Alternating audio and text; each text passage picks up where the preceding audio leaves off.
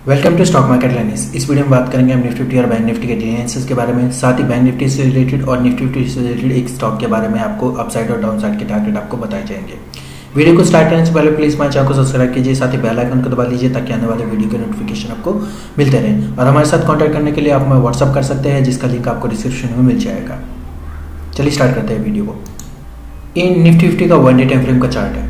1 day time frame के chart में फिलहाल के टाइम में जो एक नियर बाई एक रेजिस्टेंस बना हुआ है इसका 1 डे टाइम फ्रेम पे, वो रेजिस्टेंस जो near by 1 day time frame पे अगर आप रह सकता है वो वाला हो सकता है आपका 1 डे टाइम फ्रेम का लगभग ये 17,550 से लेके 17,560 के अराउंड का, यानी कि ये वाला जो लेवल हम देख रहे हैं ये वाला लेवल, यानी कि लगभग 30 से 40 पॉइंट की एक रेंज है इसमें अपर साइड में। उस रेंज में आपको ट्रेड नहीं करना है। 1 डे टाइम फ्रेम की बता रहा हूँ मैं आपको, 17,550 से लेके 17,600 तक, यानी कि ये 50 पॉइंट की एक रेंज है, इसमें आपको ट्रेड नहीं करना है। यहाँ से अगर वापस रिवर्सल भी आता है तो आपको मतलब रिस्क नहीं होगा अगर आप ट्रेड नहीं करते हैं। तो अगर आप ट्रेड करते हैं इस लेवल पे तो आपका रिस्क हो सकता है कि हाई लेवल पे वापस ये नीचे की तरफ रिट्रेस हो सके, यानी कि अपसाइड जाने के बाद में, यानी कि यहाँ इस लेवल पे आएगा और इसी लेवल से ही वापस नीचे की साइड में आ सकता है।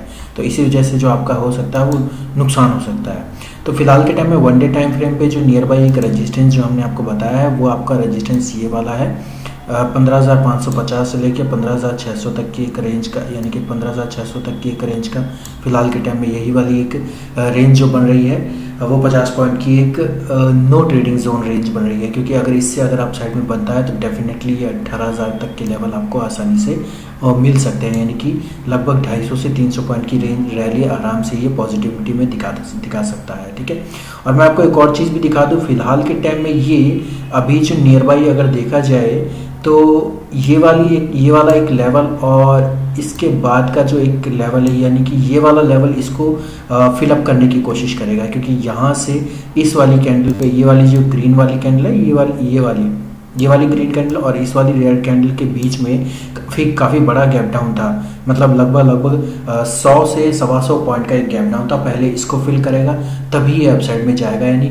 लगभग अगर नियर बाई देखा जाए तो 550 तक अगर ये अपसाइड में जाएगा तभी ये 18,000 तक जा सकता है। अदरवाइज ये 550 तक नहीं जा पाया तो वापस इसके ये रिट्रेस आने के चांसेस ज़्यादा हैं, क्योंकि फिलहाल जो नियर बाई अगर देखा जाए तो ये लेवल है, इस लेवल पे फिलहाल के टाइम में कंसोलिडेशन चल ही रहा है।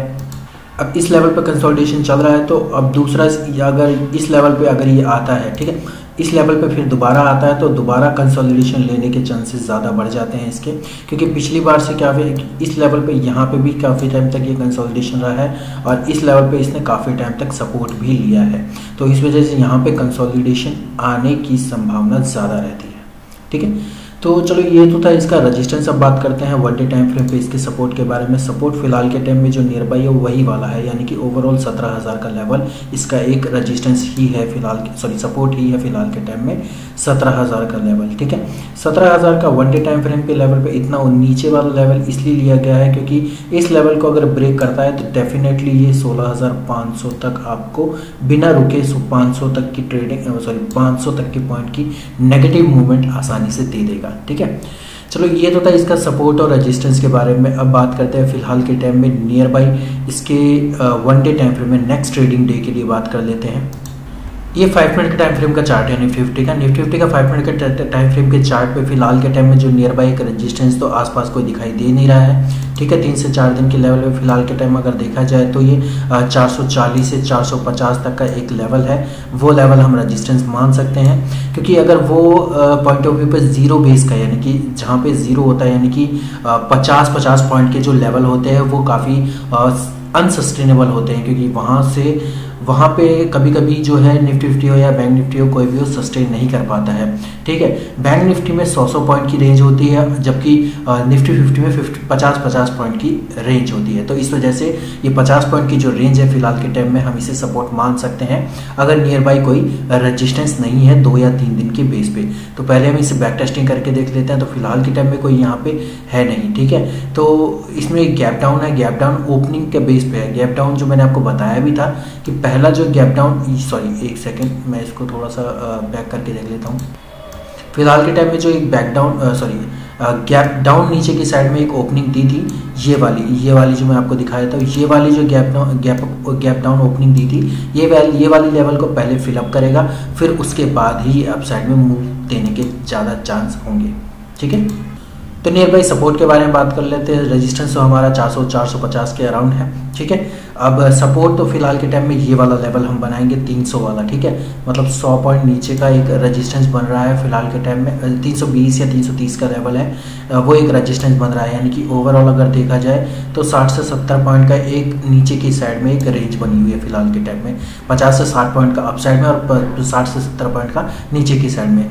इस बेस पे है क्योंकि आज के दिन यहाँ पे इसने थोड़ा सा कंसोलिडेशन यहाँ पे दिया है, थोड़ा सा कंसोलिडेशन यहाँ पे दिया है। ये सपोर्ट और रेजिस्टेंस आप खुद भी निकाल सकते हैं, तो अगर आप थोड़ा सा ध्यान रखेंगे तो आप खुद भी निकाल सकेंगे।